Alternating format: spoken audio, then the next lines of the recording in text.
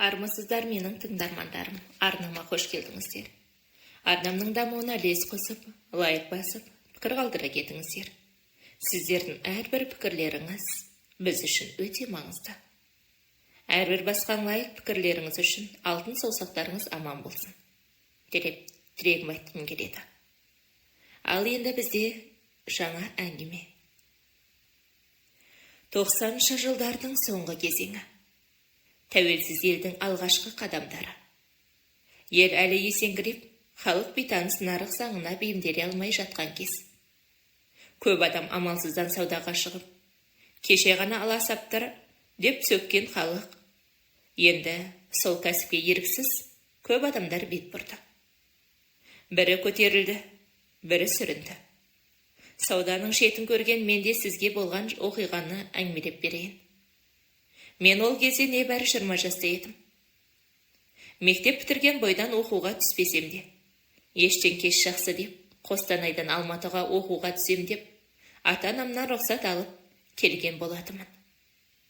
Бірақ өмір мен ойлағандай болмады. Университетке түсе алмадым. Ата-анама жұмыс істеймін деп, ауылға қайтпай қалдым. Сөйтіп жұмыс іздеп жүріп қалада бір жігітпен таныстым.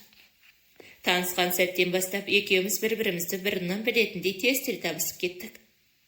Ол да жоғары оқуға түсе алмай колледжге оқып жатыр екен. Соңғы курс екен. Жақында диплом алып ауылына қайтатынын айтты. Көп ұзамай екеуміз оның әке-шешесіне жалдап берген пәтерінде бірге тұра бастадық. Өзімізше шағын өмірімізді құрып алдық. Ол колледж дипломын алғанымен ауылға қайтқысы келмеді. Мен де ауылға қайтқым келмеді. Жамбыл облысында дүниеге келген екен әке-шешесі, сосын Маңғыстау өңіріне көшіп сол жақта тұрады. Бір күні жігіттің мамасы үйге телефон шалып, ауылға қайтуын талап етті. Дипломыңды алдың ғой балам, ауылға қайт. Әкең де жұмыссыз қалды, пәтеріңді жалдауға шамамыз жетпейді деді. Олының менімен бірге баратынын айтқанда ашуға булығып, келіспейтінін ашық айтты. Әкең болса жұмыссыз, менің еден жуатын бір айлығыммен сені үйлендіре алмаймыз. Әзірше қоя тұр, ауылға келіп жұмысыңды жаса. Сосын көрерміз деді. Қоңырау шалғаннан кейін көп ұзамай анасы Алматыға өзі келді. Сол кездері менің де бойымда бір өзгерістер болып жүрді. Тамаққа тәбетім жоқ, жүрегім айниды. Мамасы келген кезде маған әзірше баласын үйлендірмейтінін айтып, ұлын жылап жүріп көндіріп ауылына алып кетті. Кетерінде жігітім, ешқайда кетпей осы пәтерде күте тұр. Ауылдан пәтер ақы жіберем. Есі келсе бір апта уақыт сұра, деді. Жұмысқа кірем, сосын сені міндетті түрде алып кетемін деп кете барды. Ал мен қалдым жалғыз. Кешке дейін өзімді қолға ұстап едім. Түнде жылап ұйықтап қалыппын. Таң ата шошып ояндым, есік сарт-сұртқа соғылып жатыр. Ішімнен ол қайтып келді ме деп үміттеніп есікті ашып жіберсем, пәтер иесі екен. Пәтерді жалдап отырған бала қайда? Деді салқын үнмен. Ақшаны бүгін төлеу керек. Болмаса пәтерді босатыңыз. Мен бір апта уақыт сұрап жағдайымды айттым, бірақ ол, қызым, кешір. Бізге де күн көру керек. Қазір заттарыңды жинап пәтерді босат. Пәтердің кілтін бер. Басқа студенттерге жалдаймын, деді. Амалым құрып пакетке киімдерімді, құжаттарымды салып, үнсіз пәтерден шығып кеттім. Пәтерден амалсыз шыққан күні менің баратын жерім болмады. Сөмкемде киім мен құжат, қалтамда көктейін. Жалдаған пәтер базарға жақын еді. Сол баяғы Алматының барахолкасы. Адамдар асығып үсігіп жүреді, ал мен болсам, не істерімді білмей, бейне бір бос қабық сияқтымын. Қарным ашты, денем әлсіреп, көзім ілініп барады. Базардың шет жағында балмұздақ сатып тұрған бір әйелдің жанында қуыс жер бар екен. Соған барып, тәте, осы жерде жата тұрсам болады ма дедім. Әйел маған ұзақ қарап тұрып, «Ей, сорлы қыз, ауырып тұрсың ба? Жоқ әлде баратын жерің жоқ па? Кел жата тұр». Мен балмұздақ сатып болғанша, деді де. Өзі отыратын тар қуысқа кіргізіп жіберді. Кішкентай курткамды жамылып, жерге қисая кеттім. Қатты ұйықтап қалыппын. Кешке қарай әлгі әйел, тұрсаңшы, деп оятып жатыр. Балмұздағын тапсырып, үйіне кетуге жиналып жатыр екен. Сенің баратын жерің жоқ сияқты ғой, жүр менімен. Біз осында базарда бір бөлмелі жалдап тұрамыз. Бір күн түнеп шығарсың деді. Қуанып артынан ере жөнелдім. Бір шеткі ауланың ішінде ұзынша ғимарат бар екен. Сыртынан қарасаң гараж сияқты ескі қаңқалар, темір есіктер. Соның бірін сықырлатып ашып ішке кірдік. Бөлме деп айтуға да келмейтін орын, терезесі кішкентай, қабырғасы сыз. Жерге ескі кремдер төселген. Іште шамамен 20 шақты адам отыр екен. Бәрі тамақ ішіп жатыр. Бізді көріп, «О, Базаркүл, келдің бе, кел. Кел тамаққа» деп орын беріп жатты. Маған да қарап қояды бәрі. Базаркүл маған, «Кел, кір қысылма» деді. Мына қыз бір түнеп шықсын, баратын жері жоқ екен деді. «Иә, келіңіз отырыңыз» деп тамақтанып болғандары далаға шығып кетті. Мен дастарханға қарап, мына кісілердің жеп отқан тамағына қарап сілемейім шұбырғанындай. Неше күн тамақ жей алмай жүргегім айнып жүрген мен, тушенкаға піскен ақ вермишельді көріп, қатты сүйсініп жедім-ау. Наны да тәтті, шайы де тәп-тәтті көрінді. Сол күні бір үф дедім-ау тамақ жеп. Қасымдағылардың бәрі Өзбекстанның тумалары екен. Қазақстанға келіп сауда жасап, күн көріс көріп жүр екен. Тапқан таянғандарын ауылдарына, семьяларына жіберіп тұрады екен. Бір уақытта жүрегім қайтадан айнып, далаға жүгіріп шығып құстым қайтадан. Іштегі отырған әйел адамдар маған сынап қарап, «Қайдан келдің, не істеп жүрсің?» бәрін сұрай бастады. Мен мән-жайды түгел айтып бердім. Содан кейін олар, белгілі болды ғой. Қашаннан бері жүрегің айныды деп сұрады. 2 аптадай болды деп едім. Етек кірін қашан келіп еді деді. Мен 1 ай болды, келмеді дедім. Ой, бұл қасқа қызау, аяғың ауыр ғой деді. Оны естіп мен жылап жібердім. Олар мені жан-жақтан жұбатып, сорға деп тидім-ау өксігімді. Бір кезде Базаркүл, «Құжатың бар ма?» деді. «Я, бар» дедім мен. «Онда ертең құжатыңды алып, менімен таңертең базарға жүріп, балмұздақ сататындарының басшысымен сөйлесіп, реализацияға балмұздақ алуға көмектесемін» деді. «Мен сияқты сатасың, құжатыңды залогқа қойып, реализацияға балмұздақ аласың. Үстіне қосып сатасың, кешке қалғанын тапсырасың. Ақшасын тапсырасың да, үстіндегі көрген пайдаң өзіңде қалады. Құжатыңды қайтып аласың» деді. Мен сонда олайда істеуге болады ма деп таң қалдым. Сол күні бір бөлмеде 20 шақты адамдармен бірге бөлменің бір бұрышында күртешемді жамылып жатып ұйықтап кеттім. Таңертең ерте Базаркүлге еріп базарға бардым. Ол балмұздақ алатын жердің басшысымен сөйлесіп, маған реализацияға балмұздақ алуға көмектесті. Ол жердегі басшылары келісіп, мен құжатымды залогқа қойып балмұздақты алып, өздерінің белгілеп берген точкасына барып балмұздағымды сатып бастадым. Бірінші кезде ялып балмұздақ сатуға ыңғайсызданғанмен, бірақ саудам жүрген сайын өзіме жұмысым оңай бастады. Сөйтіп бірінші күні мен бақандай 10 000 теңге пайда таптым. Ол кездегі 10 000 теңгенің құны едәуір жақсы еді. Кешке қарай ауыр морозильникті апарып тапсырып, санап ақшасын беріп, құжатымды алып Базаркүлдің қасына барсам, ол да жиналып жатыр екен. Қуанышымда шек жоқ, табысымды көрсеттім. Ол да мен үшін қуанып, «Енді бұл ақшаңды саума» деді. «Тағы да бір аптадай реализацияға алып сатасың. Сосын сол ақшаның бәріне уже реализацияға емес, өз ақшаңа сатып алып сауда жасайсың. Бұларға құжатыңды да бермейсің, тәуелді де болмайсың. Өз ақшаңа сатып алып сауда жасайсың» деді. Мен одан тұратын жерінен жалдауға болама мағанда деп сұрадым. Ол, «Әрине» деп менімен келісті. «Бізге ақшаңды қосып, бізбен тұра бер» деді. Сол күннен бастап мен балмұздақ сатып бастадым. Алғашында Базаркүл айтқандай бір апта реализацияға алдым. Үстіндегі тапқан пайда табысымды жинап, келесі аптада уже аз-аздан балмұздақты өз ақшама алып сатып бастадым. Базаркүлдің сауданың қыр-сырын үйрене бастадым. Бір күні кешке қарай ішім қатты түйіліп бастады. Ауырып тұратын жерге әзер жеттім. Келген бойдан астыңғы жағымдан қан кетіп, Базаркүлдер скорый шақырып, больницаға алып кетті. Скорыймен ауруханаға жеткізген соң дәрігерлер менің Алматыдағы мекенжайымды сұрай бастады. Тұратын жерімді айтқанда қаңғырап, келген оралмансың ба, деді біреу менсінбей.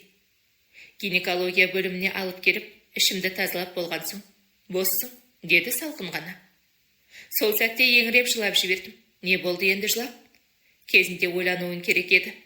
Әркіммен бір жата бермей деп шығып кетті. Ол сөздер жанымды тіліп өтті. Тәнмен бірге жаным да ауырды. Далаға шығып бүк түсіп егіліп жыладым. Бұлай болады деп ешқашан ойламаппын. Ішімнен айырылған шаранама сол сәтте жаным ашып, оның бар қадірін енді ұққандай болдым. Бұған дейін оған мән бермегенімді түсіндім. Жарық дүниеге әкелуге тырыспағаныма өкініп, кешірім сұрадым.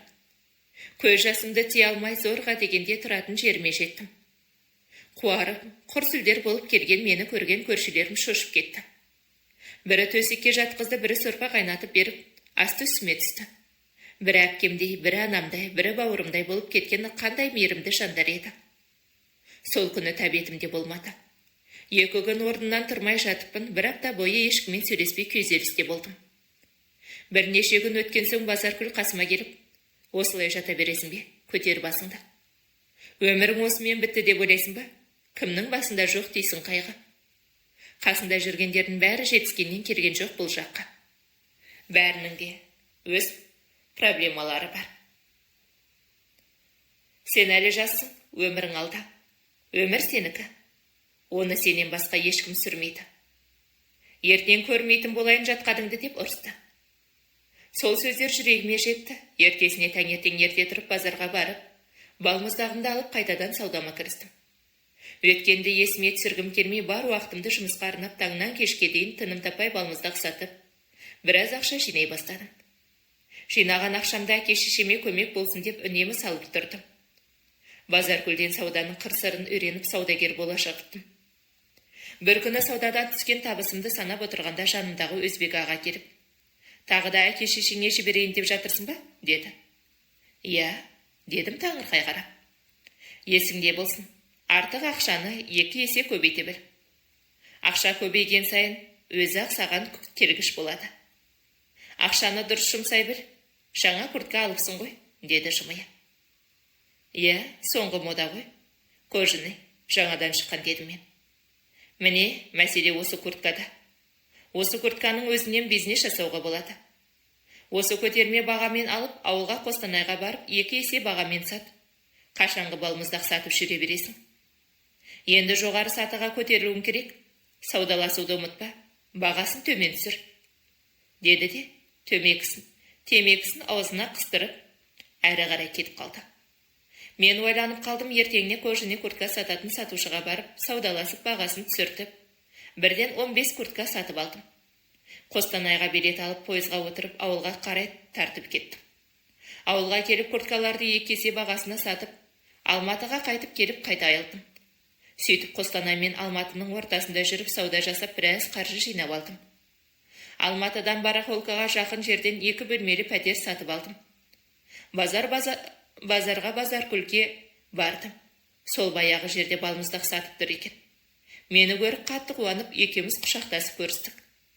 Базаркүл менімен бірге киім сатсайшы, менің таныстарым бар, көтерме бағамен алып берем дедім. Жаным-ау, рахмет саған. Маған осы балмұздақ сатқаным тиімді. Біздерге осы жақсы тұрақты табыс түсіп тұрады. Сосын біздер уақытша жүрміз ғой, жағдайымызды жасап алып ауылға кетем бе деп жүрмін. Пейіліңе рахмет сіңлім деді. Онда кешке бәріңіз саттарыңызды жинап көшесіздер. Мен жақын жерден 2 бөлмелі пәтер алдым. Сол жерге бәріңізді көшіріп аламын, бұдан былай сол жерде тұрасыздар дедім. Мен олардың маған жасаған жақсылықтарын ешқашан ұмытпаймын. Кешке қарай бәріміз 2 бөлмелі пәтерге көшіп келдік. Олардың қуанғандарын көрсең ғой. Олардың қуанышына қарап мен де мәз болдым. Кетіп бара жатып Базаркүлге үйдің кілтін беріп кеттім.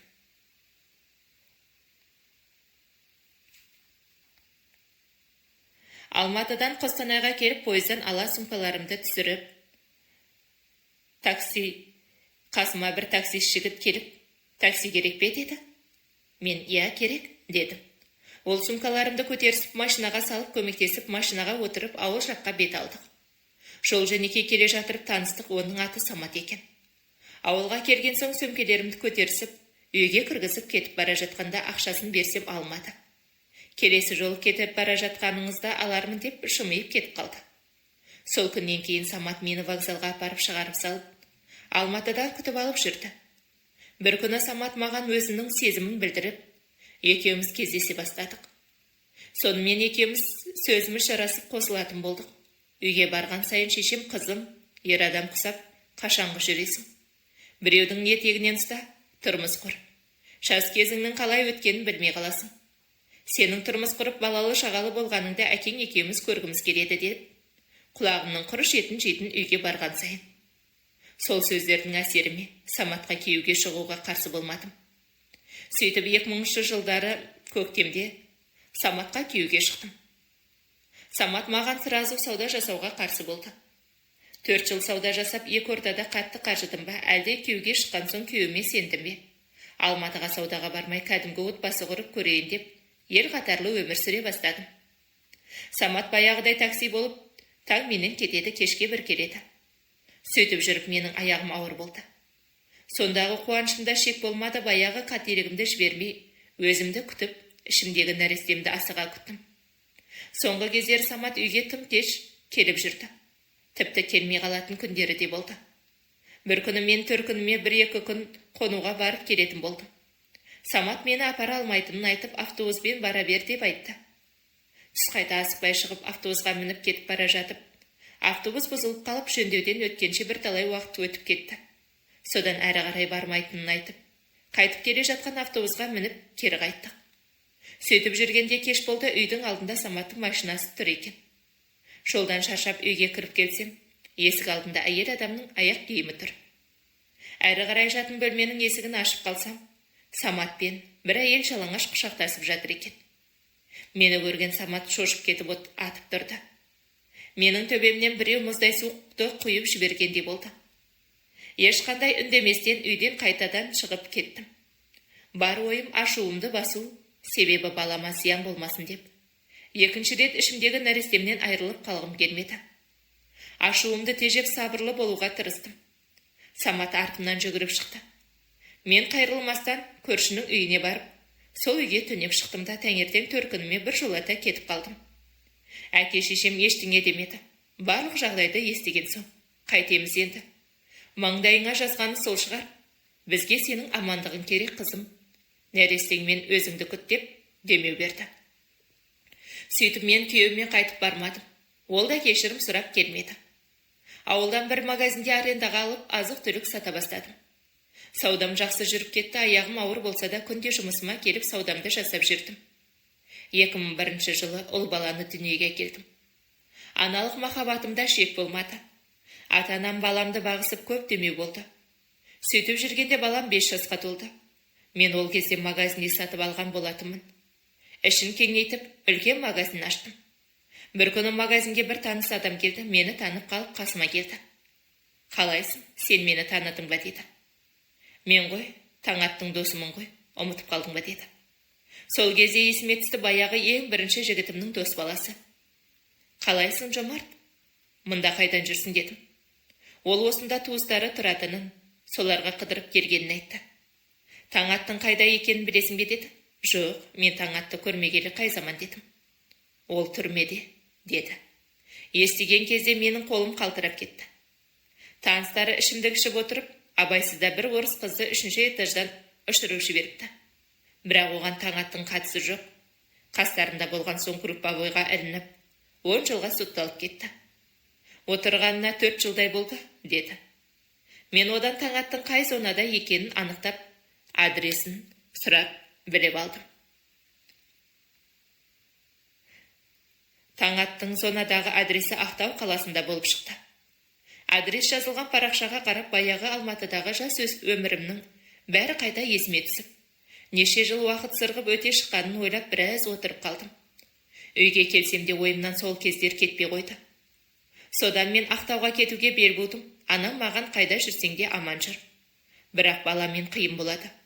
Ақтауға барып орналасып алып, сосын Расылды алып кетерсің деп баланы бергісі келмеді. Туылғаннан бауырларына басып өсірген жиенін өзіміз бағып қараймыз деп, әкем де, анам да мені көндіріп, Ақтауға өзім кететін болдым. Магазинде сіңлім мен ініме тапсырып, бір аптадан кейін пойызға отырып Ақтауға жол тарттым. Ақтауға келгеннен кейін пәтер жалдап 1-2 күн демалып, такси жалдап Сонаға келдім. Сона Ақтаудың шет жағында екен. Ақтау тығыншықтай кішкентай қала, Алматы мен Қостанай сияқты үлкен қалаларды көрген маған Ақтау ойыншықтай болып көрінді. Әркез шаң мен жел болса да, қала іші тап-таза екен. Ең қатты ұнағаны ол теңіз еді. Қарт Каспийдің жағасына барып, толқындарына қарап отыру бір ғанибет. Сонада туысың немесе заңды түрде әйелі болмасаң тіпті свиданияға кіру мүмкін емес екен. Таңертеңнен кешке дейін дым бітіре алмай үйге шаршап қайттым. Үйге келіп тынығып алған соң таңаттарға хат жазуға бел будым. Хатты ертесі күні поштаға апарып салып, қайтып келе жатып, үйдің қасындағы магазинге кіріп келе жатсам, магазиннің есігінде требуется продавец деп жазылып тұр екен. Неде болса сұрап көрейін деп, сатушының қасына барып, жұмыс жайында кіммен сөйлесуге болады деп сұрап едім. Ішке қарай кіріңіз деді. Ішке кірсем, олта Әзербайжан бір кісі отыр екен. Менің даниларымды сұрап, қайдан келгенімді сұрап, бұрын магазинде жұмыс жасағанымды білгеннен кейін сразу ертең жұмысқа кіріс деді.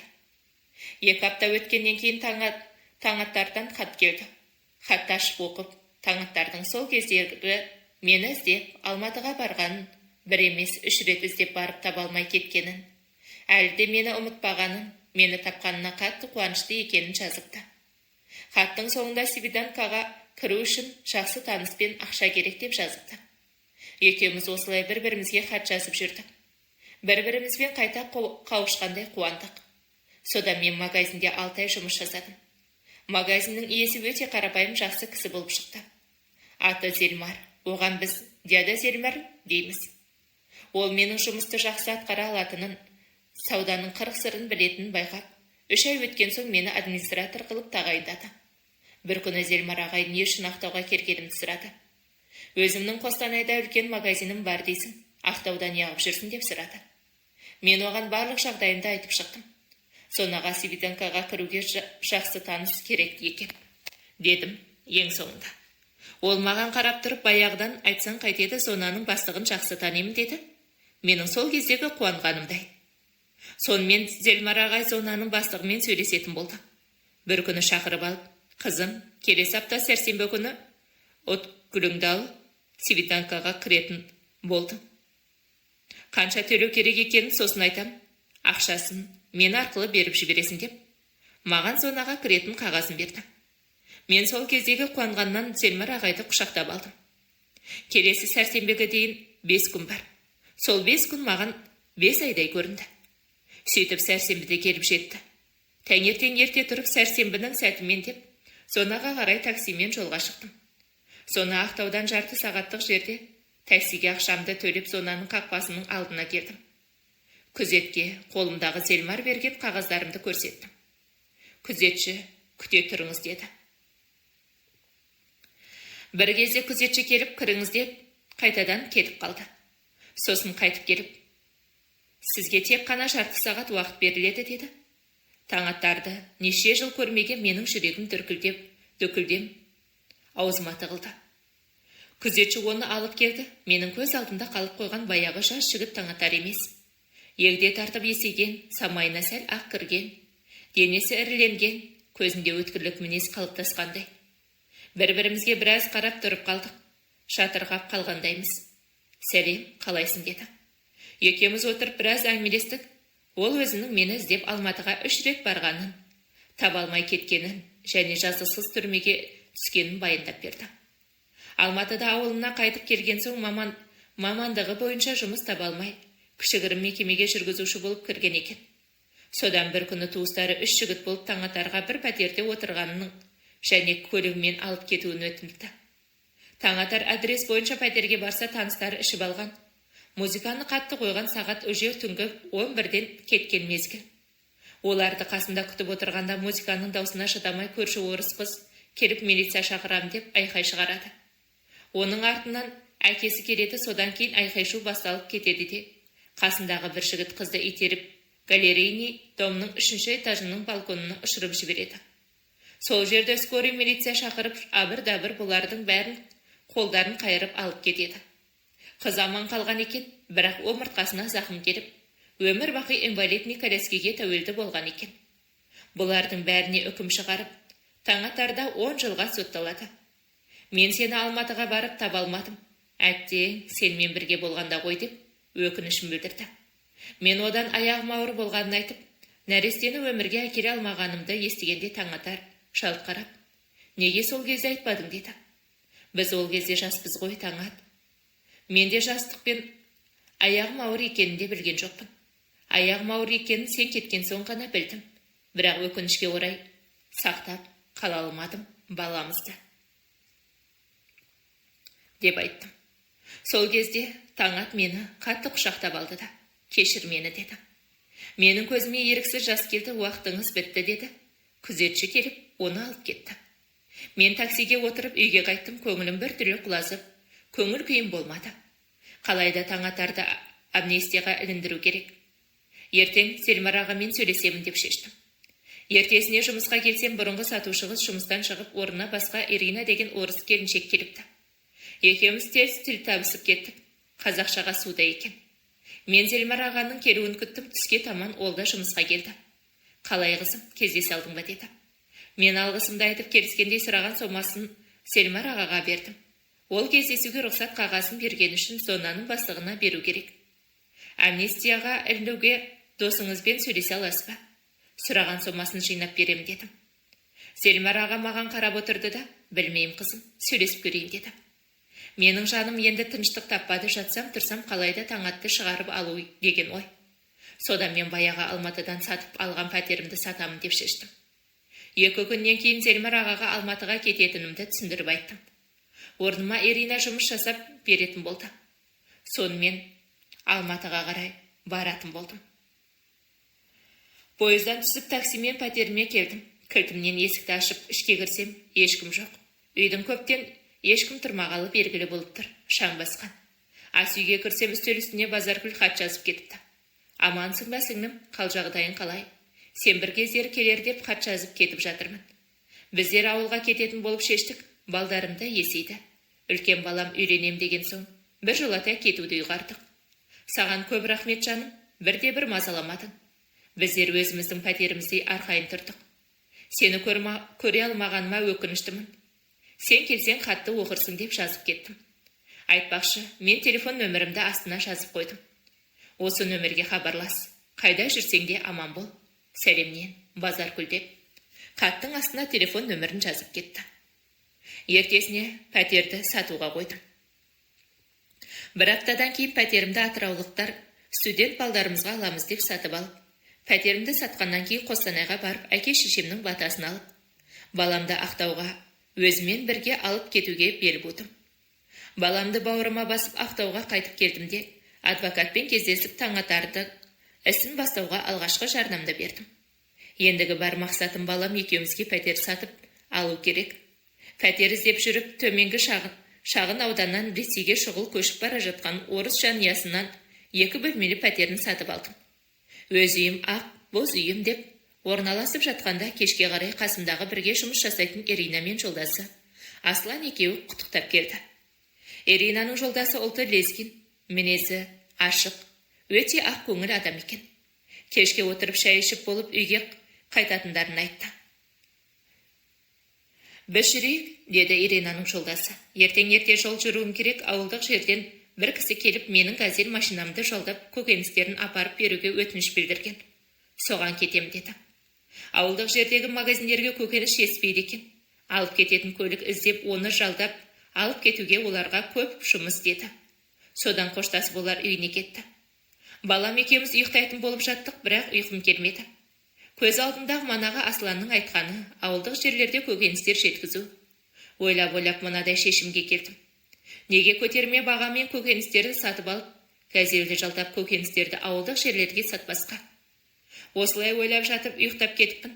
Таңертең терезеден түскен жаздың күнгі күннің сәулесінен оянып, өзімді бір бақытты сезіндім.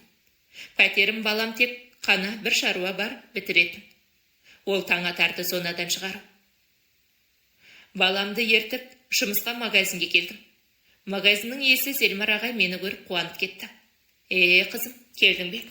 Шаруаларың бітті ме? Деді. Мен адвокатпен сөйлескенімді, ол кісі Таңатардың ісін қайта қарастыратынын айтып. Зелмар аға, дедім. Мен жұмыстан кетемін бе? Деп шештім. Себебі маған Таңатардың ісіне әлі көп қаражат керек. Пәтерден қалған аз ғана ақшамды көкөністі көтерме бағамен Асар базарынан сатып алып, ауылдық жерлерге газель жалдап сатып айналдырсам ба деген ойым бар. Оған қалай қарайсыз дедім. Зелмар ағам маған темекісін тұтатып қарап отырды да. Өте дұрыс шешім. Бір орында тұрып қалмай алға ұмтылу керек. Сенің мына шешіміңді құптаймын, жарайсың қызым деді. Көтерме бағамен алатын таныстарың бар ма? Деп сұрады. Мен жоқ дедім. Онда былай қыласың, мен саған көтерме бағамен көкөніс сататын бауырларымның телефонын, адресін берем. Соларға барып Зелмар аға жіберді десең түсінеді. Мен олармен сөйлесіп қоям, керек десең реализацияға сөйлесіп берем деді. Жаратқан ием, шүкір рахмет саған, осындай мүмкіндіктеріңді бергеніңе деп жылап жібердім. Ирина қасыма келіп, менің қуанғаныма ол да қуанып, кешке Асланмен газелін жалдауға сөйлесеміз деп шештік. Кешке балам екеміз Ирина мен Асланның үйіне қонақ болып барып, Асланмен сөйлестім. Асланға да сол керек, дайын клиент іздеп жүрмейм деп, ол да қуанып жаттыр. Балам да олардың балдарымен тіл табысып, ойнап бәріміз мәре-сәре болып қалдық. Сонымен күні ертең таңертең барып базардағы Зелмар ағаның бауырларымен сөйлесіп, сол жерде көкөністерді көтерме бағамен алып, ауылдық жерлерге кетеміз деп шешіп, үйге қайттым. Үйге келіп баламды құшақтап жатып тәтті ұйқыға кеттім. Көптен бері бір тыныш ұйықтаған күнім осы шығар. Ертесіне ерте тұрып баламды Иринаның үйіне тастап, Асланмен базарға келдік. Зелмар ағаның айтқан базардағы адреске барып едік. Бір әйел адам мен ер адам бар екен. Оларға Зелмар ағадан келдік деп едім. Олар қуана қарсы алды. Екеуі ерлі зайыпты екен. Зелмар ағаның сөзін жерге тастамаймыз. Ол кісі бізге кезінде көп көмектесті. Өте жақсы адам. Айтқан сөзін жерге тастамаймыз, қалған көкөнісіңді ал. Ақшаң жетпесе, реализацияға да келісеміз деді. Сөйтіп көкөніс бизнесін бастап кеттім. Ақтаудан көтерме бағамен алып, Асланды газелімен жалдап, ауылдағы кішкентай магазиндерге апарып тапсырып жүрдім. Алғашында табыс аз еді, бірақ жарты жылдан ішінде азғандай қаражатымды 3 есе көбейтіп алдым. Ауыл тұрғындары өздері телефон шалып, заказ беріп алдырта бастады. Бір күні базарға барсам, үлкен фурадан тонна картошка, сәбіз, пияз, қызылша түсіріп жатыр екен. Қастарына барып жүргізушіден көкөністерді қайдан әкелгенін сұрадым. Ол Атыраудан келген деп айтты. Менің базардан алып, ауылдарға сатып жүргенімді біліп, Атыраудан әкеліп сатқан тиімді. Осы базардағылар көбісі көкөністерді Атыраудан алдыртады деді. Мен одан жалдайтын фураларды қайдан табуға болатынын сұрап едім. Ол маған фура жүргізетін бірнеше жүргізушілердің телефонын берді. Ертесіне мен олармен байланысқа шығып, мен енді Атыраудан Ақтауға фура автокөлігімен көкөністерді әкеліп, оптын тапсырып сатамын деп шештім. Атырау-Ақтау жолында талай қызықтар мен сынақтар басталды.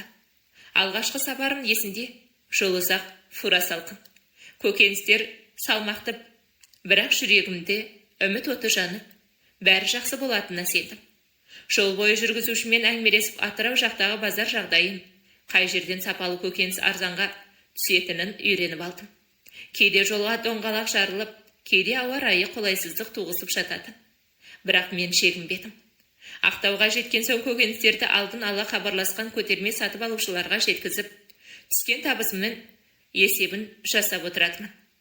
Жеткізу жүйесі жолға қойылған сайын бизнесім де дамай берді. Аслан екеуміздің әрқайсымыздың өз бағытымыз болды. Мен оған көтерме бағамен беріп отырдым. Ол өзі ауылдағыларға сатып бизнесін жүргізе бастады. Ирина екеуі мені әрдайым қолдап отырды. Кейінірек мен көтерме саудамен айналысатын бірнеше дүкенмен тұрақты келісімшартқа отырып, тауарды алдын ала тапсырыспен жеткізетін болдым. Сауда жақсы жүріп тұрды, бірақ фура жалдау маған барған сайын қиындай берді. Мен ойлана келе не бәрін тоқтатам, не өз фурамды сатып алам деп бел будым. Атырау мен Ақтау арасында саудамды жасап жүріп, фура сататындарды іздестіре бастадым. Ақыры Атырау қаласынан сатылатын бір фура таптым. Фураның иесі Паша деген орыс кісі екен. Ол көкөністерді фурамен Волгоградтан Атырауға келіп тапсырып жүрген екен. Мен одан Волгоградтағы көкөністі қай жерден алуға болатынын нақты мекен жайын сұрап алдым. Сөйтіп фураны сатып алдым. Ендігі мақсатым көкөністер саудасын Волгоградтан бастаймын деп шештім. Фураны Ақтауға жеткізген соң, өзіме демалыс жариялаймын деп, баламды ертіп Қостанайға кеттім. Ата-анам, інім, сіңлім, үйде бәрі бізді жақсы қарсы алды. Азық-түлік магазинімді інімнің атына өткізіп бердім. Бірнеше күн болып Ақтауға қайтамыз деп шештім. Кетер кезде анам, баланы қалдырып кет, жұмыстарыңды бірыңғайлап алған соң алып кетерсің деді. Сөйтіп мен Ақтауға жалғыз қайттым. Ақтауға келген соң ең алдымен Ирина мен Асланның үйіне бардым. Үйреншікті үй, таныс дастархан, таныс көзқарастар. Олар мені шын көңілмен қарсы алды. Аслан бұрынғыша қалжыңдап, Ирина шайын қойып, бәрі бір сәтке тыныш, әрі жылы күйге енді. Дастарханда отырып мен оларға Волгоградтан көкөніс тасу туралы ойымды аштым. Әдеттегідей Ирина бірінші болып қолдап сөйледі. Жақсы идея, тек жол ұзақ, жолды білетін адаммен барсаң ғана. Сол сәтте Аслан кеудесін керіп, ой, сестренка, сен уайымдама. Мен жолды 5 саусағындай білем. Самое главное, фураны дұрыстап жолға дайындау керек. Ал остальные ерунда маған сен, деді. Сол күні-ақ Аслан фураны жөндеуге кірісті. 1-2 күннің ішінде фура дайын болды. Дөңгелегі, майы, документтері бәрі тексерілді. Жөнелуге де санаулы сағат қалған еді. Кетер кезде Ирина есік алдында қоштасып тұрып, Ресейге кетіп барасың ғой, Қазақстан шоколады мен коньягын көбірек алып кет. Ол жақта біздің дәмімізді жақсы көреді. Барған жерде сый ретінде беріп, қарым-қатынас орнатып аласың деді. Осы сөзден соң мен базарға барып, 2 жәшік Қазақстан коньягі мен 2 коробка Қазақстан шоколадын сатып алдым. Өзімше керек болып қалар деп ішімнен түйдім. Ал ол сыйлықтың өмірімде сақтап қаларын мен ол кезде білмеген едім. Волгоградқа аман есен жетіп, көкөністерді тиеп, барған жерімізде Қазақстанның дәм деп коньяк пен шоколадымызды тату еттік. Фураны көкөністен толтырғаннан кейін Қазақстанға жол тарттық. Жол шеті жоқ, ну орманның ішімен жүреді. Асланмен әңгіме айтып күліп келе жаттық. Ресейдің шеті жоқ, бір-біріне ұқсас, ормандары көзді шаршатады. Түн жақындап келе жатты, бір сәтте Аслан артына қарап тұрып, сестренка, артымызда Сережка деді, даусы кілт өзгеріп кетті. Айнадан қарасам 4 қап-қара джип, нөмірсіз, терезесі қап-қара, құдды кинодағы мафия сияқты. Соңымыздан тығыршып келеді екен. Қорыққанымыздан не істерімізді білмедік. Асланның қолдары дірілдеп, қашайық па, қазір бұлар бізді тоқтатып, деді. Мен өз-өзімді зорға тежеп, дірілдеген даусымен, қашсақ та, қашпасақ та өлтіреді. Қашпа, мүмкін жай өтіп кетер дедім. Бірақ олар бізді жібермеді. 4 джип алдымызда қапталымызды жауып тоқтатты. Ешқандай амал қалмады, тоқтадық. Кабина ішіндегі үнсіздік ауыр тастай басылды. Мен де Асланда бір-бірімізге қарамай, демімізді ішке тартып отырмыз. Қорқыныш деген көзге көрінбейтін, бірақ бүкіл тәніңді қысып ұстайтын, тізеңді босатып жіберетін бір суық күш екен. Джиптердің есігі бірінен соң бірі ашылып, ішінен мойындары жуан, бұлшық еттері бұлт-бұлт еткен, тақырбас, қару асынған орыстар түсе бастады. Түрлеріне қараудан өзі қорқынышты, көздерінде жылылық жоқ, суық, сынай қарады. Олар үнсіз ешқандай дауыс көтермей, жай ғана қозғалып фураның қасына келді. Солардың ішінен біреуі сірә басшысы болар. Маған жақындап, ештеңе деместен тек басын изеді. Түс дегені. Сол мезетте менің аяғым өзімді тыңдаудан қалды. Қорыққаннан есікті қалай ашқанымды білмеймін. Салбырап түсіп бара жатырмын. Құдды бір мен емес, біреу итеріп түсіріп жатқандай. Бітті. Осымен бәрі аяқталды деген ой келді. Тізем қалтырап, өз салмағымды көтермей, бөгіліп кетіп барады. Куда пут держите? Деді әлгі басшы жай, бірақ қатқыл дауыспен. В Казахстан, дедім. Даусым шықты ма, шықпады ма? Өзімде анық ести алмадым. Ол фураның есігіне басымен ишара етті. Аш дегені, Мен әлденеге еріксіз мойынсынып, Фураның жанына барып есікті аштым. Ішінде қап-қара көкөніс, барлығын жүк қағазымен, накладноймен бірге көрсеттім. Олар бірден үстіне шығып, қарап шықты. Біреуі басшысына қарап, «Вроде норма», деді. Сол кезде әлгі басшы маған қайта бұрылып, ерінің ұшымен езу тартып, «Ну что, сестренка? Чем нас угостишь?» деді. Бір сәтке мең-зең болып қалдым. Ой санамда шашырап кеткен, бірақ сол сәтте есіме Иринаның сөзі. Базардан сатып алған жәшік коньяк пен Қазақстан шоколад түсті. Жүгіре басып Фураның артына барып, бір жәшік коньяк пен бір коробка шоколадты алдым да, қалтырап тұрған қолымнан ұсындым. Күтпеген жерден бәрі күле жөнелді. Жаңағы сұсты зәрлі түрлері өзгеріп сала берді. «О, қазақстанский коньяк», деді бірі. «О, ништяк», деп екіншісі шоколадты көріп, тістей бастады. Күлкілері өздері сияқты түсініксіз әрі сәл қорқынышты. Бірақ енді ол күлкі өлімнің аузынан қайтарған күлкі секілді. Басшысы маған қарап, еш жайтты деді. Сосын қалтасынан жалтырап тұрған бір алтын түсті визитка шығарып, «Если кто задержит, покажи это», деп қолыма ұстатты. Сөйтті де, бәрі қайтадан жіптеріне мініп, ештеңе болмағандай, бірінен соң бірі кетіп қалды. Мен қаққан қазықтай қақайып орнымнан қозғалмай мелшіп, Фура жанында қанша тұрғанымды өзім де білмеймін. Қолымда алтын түсті визитка, жүрегімде әлі де дүрсіл. Ал тізем болса сол баяғы дірілінен асықпай тұр. Бір сәтке бәрі түс секілді көрінді. Джиптер, автоматтар, сұсты көзқарастар, сосын аяқ астынан күліп кеткендері. Енді ғана демала бастадым. Мен қаққан қазықтай аяғымда әлі тұр едім. Аслан, бір кезде есімді жиып, кабинаға қарай жүрдім. Көлікке беттеп келсем, Аслан рөлдің астына тығылып, ақ жейдесі термен қорқыныштан жабысып қалған. Қолын көріп қалдым, дірілдеп тұр. Есік ашылғанда жалт қарап мені көріп, «Тірісің бе?» деп сыбырлады. Мен үндемедім, тек басымды изедім. Аслан орнынан баяу қозғалып маған қарады. Мен ондайларды тек кинодан көретін едім. Біз қайта жолға шықтық. Орман іші тыныш, бірақ ішімізде дауыл. Сөйлемей келеміз. Қанша уақыт жүргенімізді білмейміз, радио үнсіз. Жол шеті қараңғы. Тек Фураның ауыр доңғалақтарының гулі ғана естіледі. Ол да өздігінен бір жұбаныш беретіндей. Біраздан кейін Аслан тамағын кенеп, «Сестренка, сен бүгін бізді құтқардың. Ты железная леди. После этого бұрыннан да бетер буду уважать». Сол коньяк пен шоколадты алмағаныңда не боларын білмеймін. «Ирина айтты ғой», дедім, жай ғана.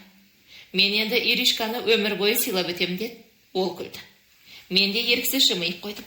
Шекараға жеткенше ештеңе болмады, визитканы көрсетудің де қажет болмады.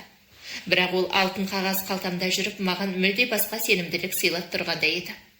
Қазақстанға өтіп, Ақтауға жақындаған сәтте көкірегімде белгісіз бір сағыныш кернеді.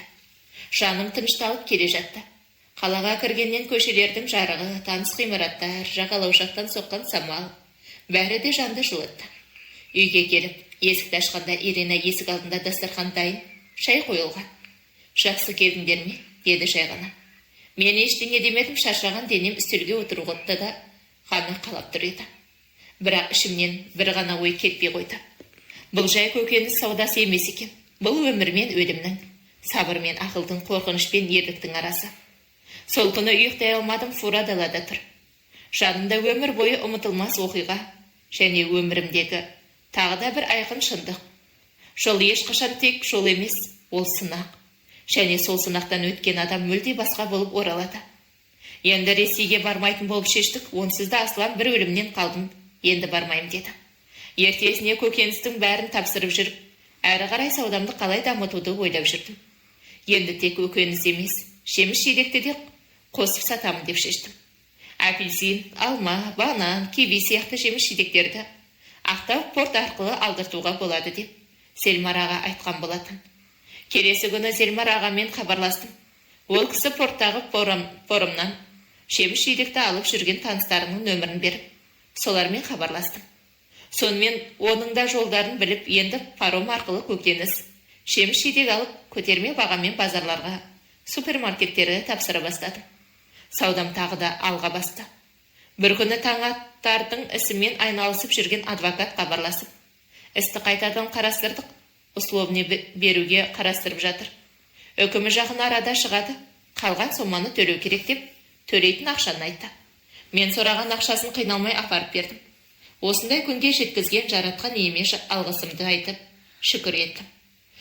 Апта сайын сонаға барып, жәшік жеміс жидектерді пүрем кезінде апарып беріп тұрдым. Арада бір ай өткен соң үкім шықты. Алланың қалауымен таңатар условный алып шығатын болды. Ата-анасының қуанышында шек жоқ. Анасы маған қоңырау шалып кездескісі келетін айтты. Мен қарсылық білдірмедім. Қызым, кешір алсаң кешір. Кезінде қателік менен кетті. Екеуіңнің бағыңды екі жаққа жіберген менің кінәм. Деп жылап кешірім сұрады. Шыламаңыз, сіз кінәлі емессіз. Ол өмір ғой. Осылай болу керек болды. Алланың ісі оған сіздің еш кінәңіз жоқ деп шұбату айттым. Таңатар аман есен шықсын, екеуіңізді қосып түркіретіп той жасаймыз деп қуанып айтты. Үлкен тойдың қажеті жоқ, аман есен шықсын. Бір мал садақа жасап, сол кезде менің орамалымды ауыстырсаңыз болғаны дедім. Жарайды қызым, айтқаның болсын деп келісе кетті. Сөйтіп Таңатарды аман есен зонадан шартты түрде бостандыққа алып шықтық. Сол күнгі қуанышымызды сөзбен жеткізу қиын еді. Үйге шағын ғана, бірақ жүректің шыққан дастархан жайып, бәріміз бас қостық. Таңатардың ата-анасы бауырлары әрине бізге бастан аяқ қолдау көрсеткен Ирина мен Асланда болды. Дастархан басында Таңатардың әкесі жүрегі толқып отырып, қызым, ендігі жерде жұптарың жазылмасын. Біз шешең екеуміз Қостанайға барып, ата-анаңның алдынан өтіп, ризалығын алып келеміз деп шештік деді. Солайша ертеңінде ақ билет алып, төртеуміз мен, таңерте, Таңатар және оның ата-анасы ұшаққа отырып Қостанайға жол тарттық. Бәрі де түс секілді, шағымды жақсы жаңалықтар тізіліп, бірінен соң бірі болып жатты. Қостанайға жеткенімізде бізді жылы қарсы алды. Екі жақта бір-бірін жатқынған жоқ. Алғашқы сәттен ақ шынайы бауырмалдылық орнады. Отбасымыз жайлы отырысты. Бәрі бізге бақыт тілеп, жүрек жарды лебіздерін білдірді. Ата-анам Таңатарға батасын беріп, бізді алыс сапарға ақ тілекпен шығарып салды. Кетер кезде балам Нұрасыл маған қарап, мама, егер рұқсат етсең, мен осы жерде қала берейін. Бірақ Ақтауға барып келіп тұратын болайын деді. Оған ешкім қарсы болмады, Таңатарда оның ата-анасы да. Ол енді өз баламыз, бөтенсімейміз, жанымызға жақын деп құшағына қысты. Ақтауға оралған соң Таңатардың ата-анасы бізді үйіне шақырып, ұлының аман есен оралғанына арнап, бір мал сойып, үлкен той жасады. Ағайын туыс түгел жиналып, сол күні менің басымнан ақ орамал шешіліп, жаңасы тағылып, екеуміздің неке қию рәсіміміз өтті. Таңатардың үйі ауылдық жерде, Ақтаудан 80 шақырымдай жерде еді. Үйі ескілеу, жөндеуді қажет ететін. Бірақ біз бірге жаңа өмір бастауды шештік. Мен сауданы уақытша тоқтатып, бар уақытыммен күшімді сол үйді жаңартуға арнадым. 3 ай бойы Таңатар екеуміз шынайы еңбекпен, шексіз сеніммен сол үйді толықтай жаңартып, қайта тұрғыздық. Ауыл адамдары бізге жақсы ниетпен қарап, пысық келіншек келіпті деп, бірінен соң бірі құтты болсын айтып келіп жатты.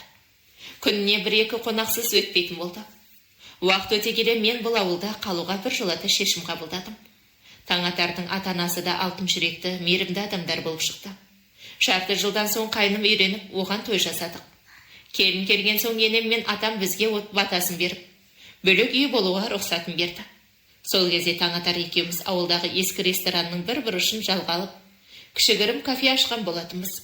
Көп ұзамай ол ауылдың ең танымал кафесіне айналып шыға келді. Қаладағы үйімді фурамды сатып, ауылдан үлкен жарық шайлы үй алдық. Кейін Қостанайға барып, ата-анамның батасын алып, Нұрасылды ертіп келдім. Жаңа үйге көшкен соң бір күні өзімді жайсыз сезініп, тексерілгенімде аяғым ауыр екенін білдім. Сол сәтте өзіме, осы өмірді, осы жанұямды, мына шаңырақты бәрін жүрегіммен қабылдаймын. Менікі осы дедім. Қазір мен бақытты жар, бақытты анам, өміріме өкпем жоқ. Балам Нұрасыл үйленді. Құдайға шүкір немерем бар, келінім көреген, ибалы. Таңатардан туған 2 қызым мен 1 ұлым, өмірімнің жалғасы. Таңатар Нұрасылға бір ретте өкейлігін көрсеткен емес, тәйттеп те көрмеген. Керісінше, Әркез қамқор, әркез әкелік мейіріммен қарап келеді. Балам Нұрасылда оқып, мамандығын алып, адал еңбекпен өмір сүріп жар. Жақында отбасымен бөлек шықты. Біз де оған ақ батамызды бердік. Осы өмірде әйел үшін шын бақыт, босағасы берік, жұбайы жанашыр, балалары аман, жүрегі тыныш отбасында ғой. Бақыт деген алтын жүзік емес, бақыт кешке үйге келіп, күліп кіріп, тыныш жатып, таңертең жақсы жаңалықпен ояну. Қасында жанында ұғар адам болса, маңайың аман болса, одан артық не керек? Әңгіменің соңына дейін тыңдағандарыңыз үшін алғысым шексіз. Әңгіме ұнаса лайк басып, пікір қалдыра кетіңіздер. Және жақындарыңызбен бөлісе отырыңыздар.